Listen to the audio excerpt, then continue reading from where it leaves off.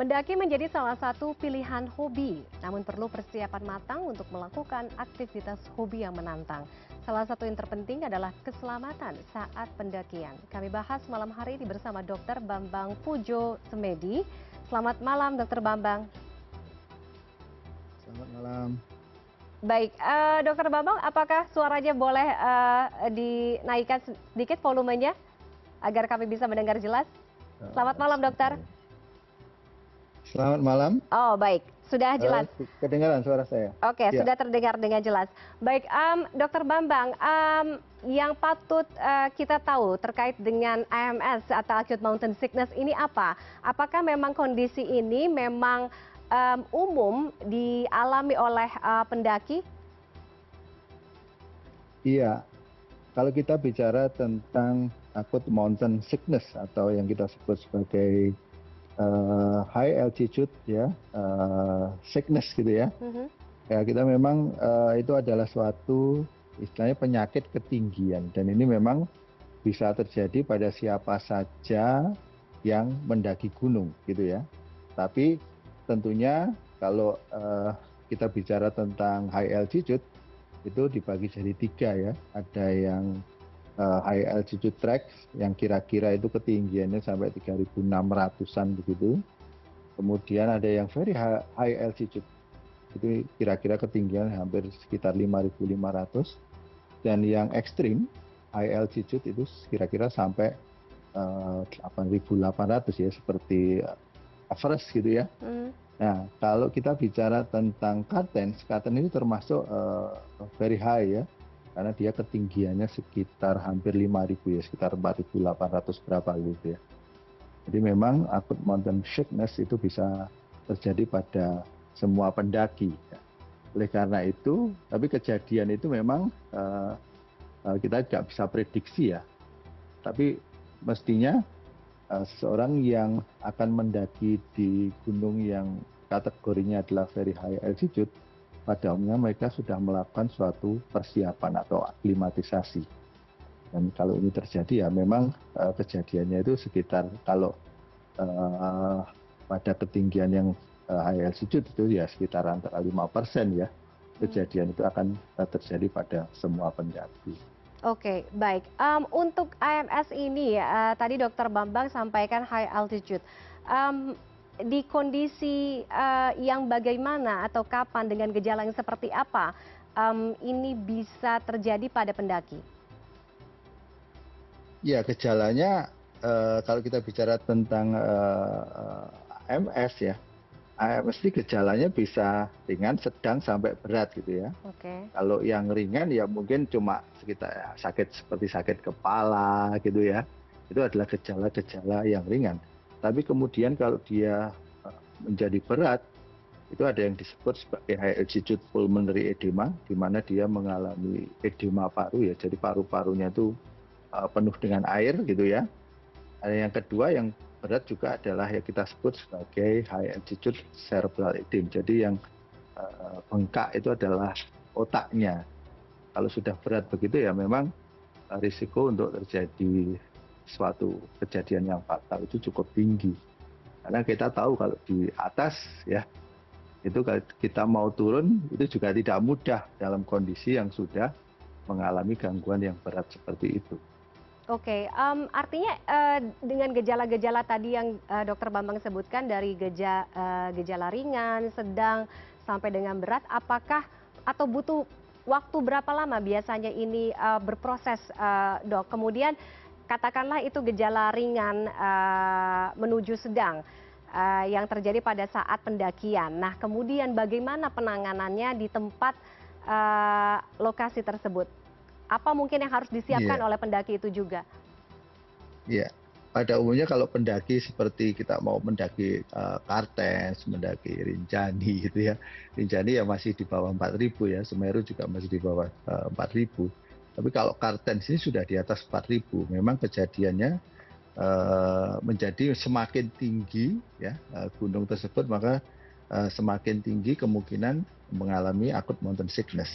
Nah, acute mountain sickness ini kejadiannya macam-macam ya. Jadi onset gejalanya bisa antara 12 sampai 26 jam. Oke. Ya. ya. Bahkan juga ada yang setelah 36 jam gitu ya. Jadi setelah naik baru kemudian mengalami gejala juga ada gitu. Tapi pada umumnya terjadi sekitar 12 sampai 26 jam, dan itu pada umumnya akan terjadi gejala itu kalau kita mendaki di atas ketinggian 2.500. Oke. Jadi gejalanya apa? Mulai nyeri kepala, kemudian mual gitu ya. Kemudian ada yang menjadi sulit tidur, menjadi lebih lemes gitu ya. Kemudian kadang-kadang ada gangguan koordinasi, gangguan keseimbangan, gelior-gelior begitu ya. Itu adalah gangguan kalau terjadi acute mountain sickness. Nah, kalau terjadi seperti itu apa? Nah, ini gejala seperti ini pada umumnya ya seorang pendaki yang sudah berpengalaman itu akan mengenali ini. Tapi biasanya mereka akan dengan cepat aklimatisasi. Tapi kalau sebenarnya kalau kita yang pemula ya, kalau sudah ada gejala-gejala ringan tadi, terapinya mudah sebenarnya. Berhenti, kemudian kalau bisa segera turun gitu ya. Turun di ketinggian yang lebih rendah, itu akan mengurangi gejala-gejala tersebut. Oke, pertolongan pertamanya apa dok? Selain tadi mungkin yang bisa saya summary adalah istirahat sejenak terlebih dahulu gitu. Tapi selain itu mungkin ada pertolongan pertamanya seperti apa? Ya kalau di gunung ya kita nggak ada pertolongan. Betul. Ya. Apa yang bisa Ya, dilakukan? kalau ada oksigen ya kita menghirup oksigen gitu ya. Karena itu kan pasti semakin tinggi ya tempat itu, maka semakin tipis kadar oksigennya. Jadi kalau kita naik gunung itu kalau dipasang gitu ya, kadar oksigen kita akan turun gitu ya. Akan turun. Makin tinggi, kadar oksigen di atas itu makin turun, kemudian kadar oksigen di dalam darah kita juga akan makin turun. Nah, caranya naikkan gimana? Ya menghirup oksigen. Ya. Menaikkan kadar oksigen paling cepat gimana kan? Kalau kita kan belum tentu kalau mau naik gunung ketinggian di atas 2000 kan belum tentu kita bawa oksigen. Gimana cara naikkan? Turun. Kalau turun berarti kadarnya kan lebih tinggi. Lebih rendah, lebih tinggi kadar oksigennya. Oke, baik. Terakhir, Dokter Bambang, singkat saja, apa yang perlu diwaspadai kepada para pendaki khususnya yang ingin melakukan pendakian di ketinggian ekstrim tadi seperti yang dokter sampaikan ada beberapa di atas ketinggian 5.000 meter lah kurang lebih. Apa yang harus diperhatikan terkait dengan keselamatan, kemudian atau mungkin untuk orang-orang dengan kelompok usia tertentu, apa juga mungkin yang harus diwaspadai? Iya, betul. Jadi kita makin tua kondisinya, tentunya fisik kita makin turun gitu ya. Tapi ada beberapa hal untuk mencegah terjadinya altitude sickness.